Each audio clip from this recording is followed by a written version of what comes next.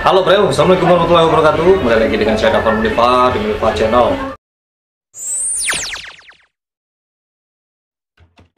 Kita akan berjalan-jalan sejenak untuk melihat keadaan ibu kota, ya tepatnya di daerah Cimanggis, Depok. Apakah dalam keadaan seperti ini atau PSNN ya, atau belum, saya juga nggak tahu nih. Nah, bagaimana keadaannya, dan kita lihat, coba cari sejarah-sejarah yang bisa kita lihat apakah ada hubungannya dengan Minang. Oke, kita lanjut, kita mau makan.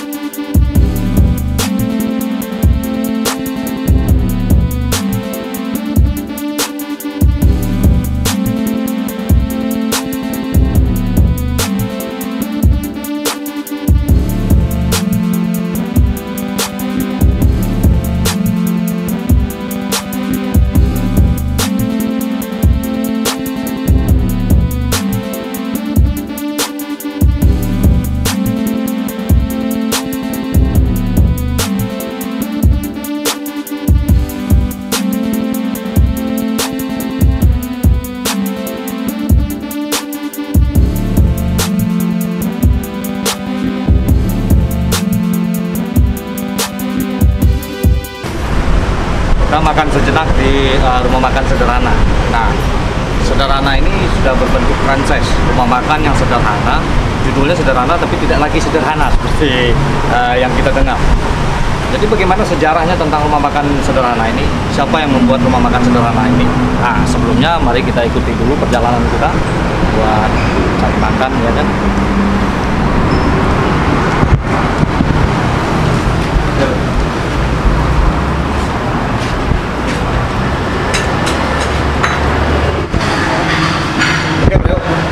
Jadi kita akan memesan hidangan buat makan sejenak di rumah makan sederhana.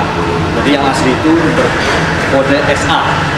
Dan ada juga sederhana yang merek-merek lain kayak sederhana Cimanggis, sederhana Cijantung, sederhana yang ada embel-embel belakangnya itu sederhana. Ini sederhana yang asli. Jadi dia sudah berbentuk franchise. Oke? Makannya di Ramas ya? Di Ramas atau di Hidang makannya? Di Ramas? Kalau di Ramas di Hidang aja, Hidang. Di Hidang ya?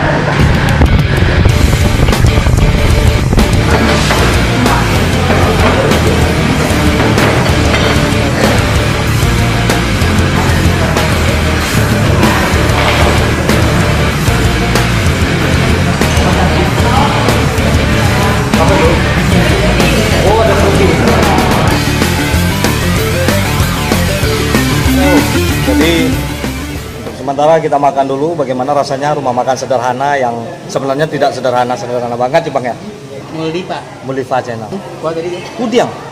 Oh god. Kadang-kadang kepalaku suka buding. Pusing. Oh, pusing. Biasa makan di warteg, Bro. Nah, ini Buah harian. Hah? Buah harian. Kuah? Buah harian. Lauk hariang. Oh, petai. Petai, gulai petai. Ini petai nih, Bro. Ya, jadi makanannya banyak sekali. Nanti saya makan semua ini.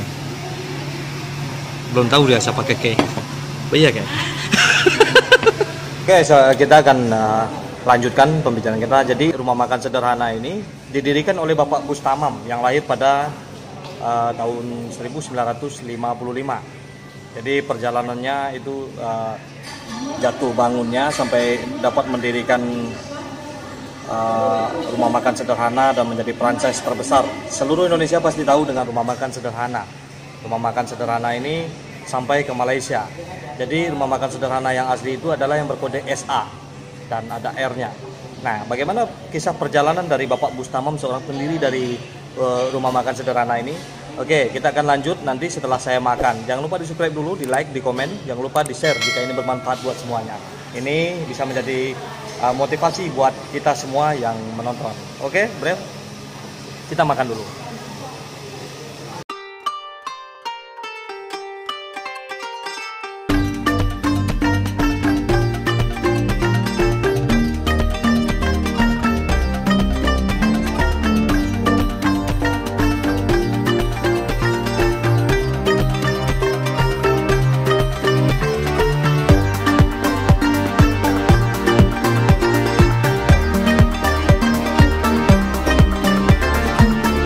setelah kita makan, kita akan mulai bersejarah bagaimana rumah makan sederhana ini sampai sebesar ini. Jadi perjalanannya dulu waktu itu didirikan oleh Bapak Bustamam, Haji Bustamam, yang lahir pada tahun 1955. Jadi perjalanan hidupnya ini sangat getir sekali. Jadi karena dasar orang Minang itu adalah merantau, jadi pada sekitar tahun akhir 60-an Bapak Bustamam memilih untuk pergi merantau ke Jambi. Nah, Bapak Bustamam ini tidak lulus SD, tapi mempunyai kegigihan yang sangat tinggi sekali. Nah, tiba di Jambi, dia bekerja sebagai tukang cuci piring, sebagai pedagang asongan, sebagai tukang kerja di kebun karet, ya kan. Nah, dengan modal cuci piring dia pergi merantau ke Jakarta, dari Jambi ke Jakarta.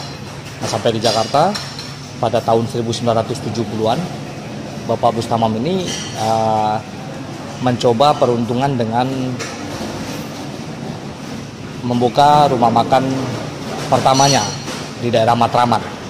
Nah, karena di situ waktu itu sekitar tahun 70-an itu ada konflik antara orang Minang dengan orang pribumi.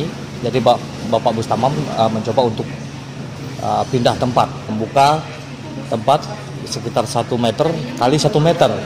Jadi Bapak Bustamam ini sebenarnya awalnya dari Jambi pergi ke Jakarta ini untuk mengikuti adik iparnya yang telah dulu merantau ke Jakarta.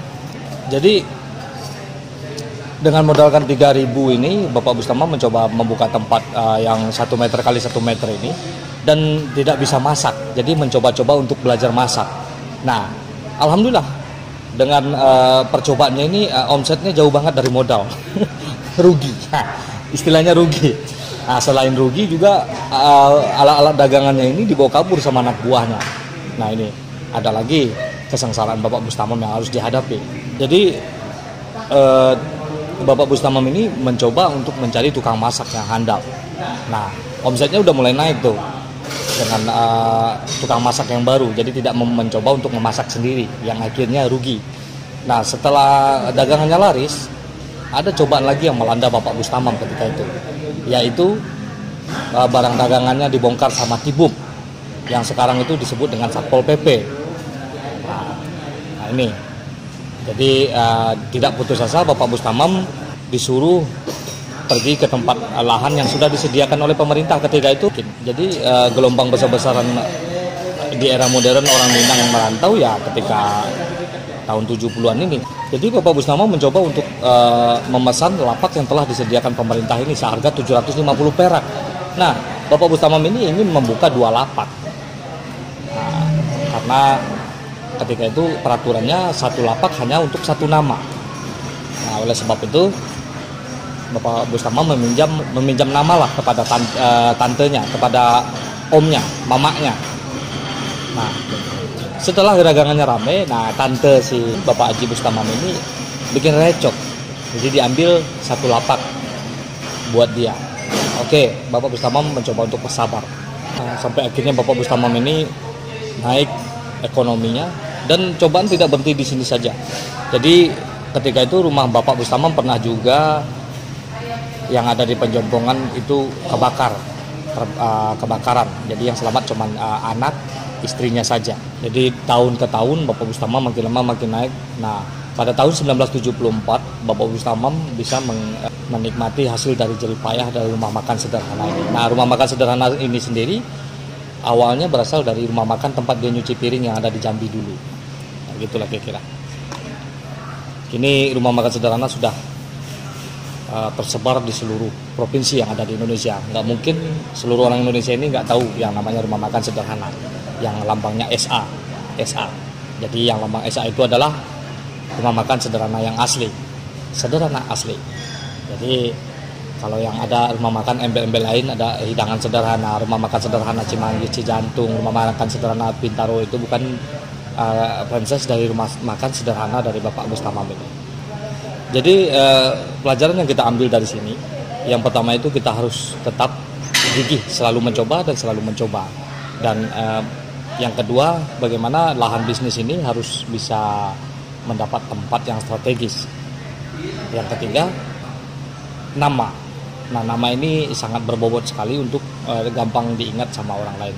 Ketika sebelum sederhana ini muncul menjadi rumah makan terkenal, yang terlebih dulu ada namanya rumah makan Beringin, rumah makan pimpinan dari Haji Zainal, rumah makan Beringin, dan rumah makan Simpang Raya, dan lain-lain. Jadi yang terpenting masalah-masalah yang dihadapi oleh Bapak Bustamam ini tidak menumpulkan otaknya untuk begitu saja menyerah. Dia selalu mencoba dan selalu mencoba dan selalu mencoba. Itu yang dipakai oleh prinsip orang Minang. Oke bro, semoga cerita ini bermanfaat buat semuanya. Seperti biasanya, majulah Minangkabau, majulah Indonesia, selalu di Mulifa Channel. Oke, saya sebentar lagi berangkat. Jadi kita sudah makan kenyang dan nikmat sekali di rumah makan sederhana yang asli atau SA yang dipimpin oleh Bapak Haji Bustamam. Seperti biasanya, majulah Minangkabau, majulah Indonesia, selalu di Mulifa Channel. Assalamualaikum warahmatullahi wabarakatuh.